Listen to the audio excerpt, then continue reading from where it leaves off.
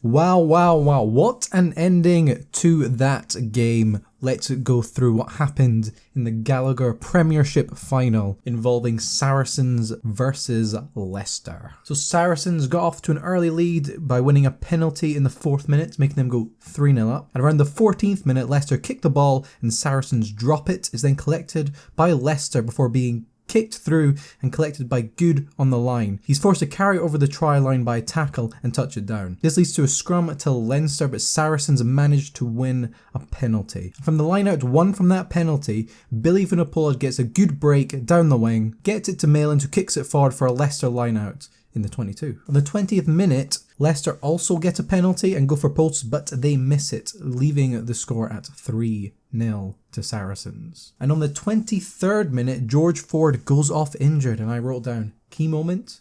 Potentially it was. In the 25th minute, there's a TMO review for a high tackle, and a yellow card is given to the Saracens 9, Aled Davies. It was only a yellow because it was deemed to be a low degree of danger. Was this the correct decision? Tell me down below in the comments. But not long after that, in the 26th minute, Leicester take advantage of their one-man advantage and score a try, a break down the wing from Stewart, who passes it to Ashton, who gets tackled on the 5. The ball is then driven over the line by Hanro Leibenberg to make it 7-3 with the conversion to Leicester. On the 29th minute, Saracens get another penalty from long range and is stuck over the posts by Elliot Daly to make it a 6-7 to Leicester. On the 32nd minute, Wigglesworth charges down a kick and Ashton collects it and tries to kick it inside, but Farrell manages to touch it down in goal, leading to a Leicester scrum 5. Leicester win a penalty from the scrum, tap it and score through Jasper Vise to make it 12-6 with the missed conversion. And that's what the score is at half time. At this point in the game,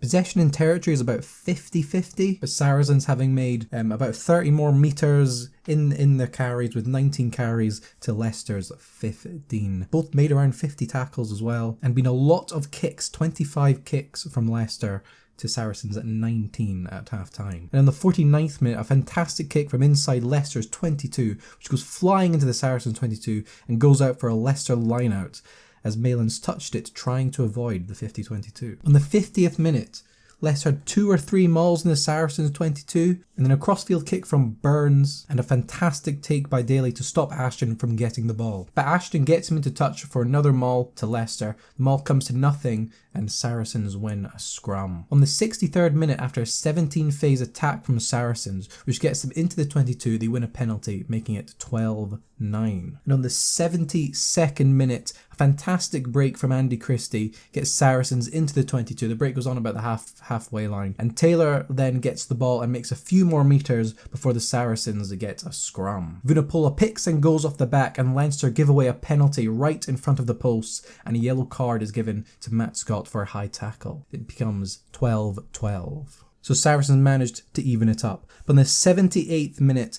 Leicester regather a kick. There was a lot of kicking here right at the end. And go through the phases before Burns goes for a drop goal and makes it 15-12 to Leicester. But Saracens still have time and need to take the kick off. But Leicester managed to gather the kick and kick out to win the Gallagher Premiership. Well, what a fantastic end to the game that was. A winning drop goal. You love to see it. But that's 2 finals today that I've previewed, and I've got both results wrong. So if you want some what appears to be ill-informed rugby content, do hit that subscribe button. But if you want to see what happened in the Super Rugby Final, check this video out right here. Thanks for watching.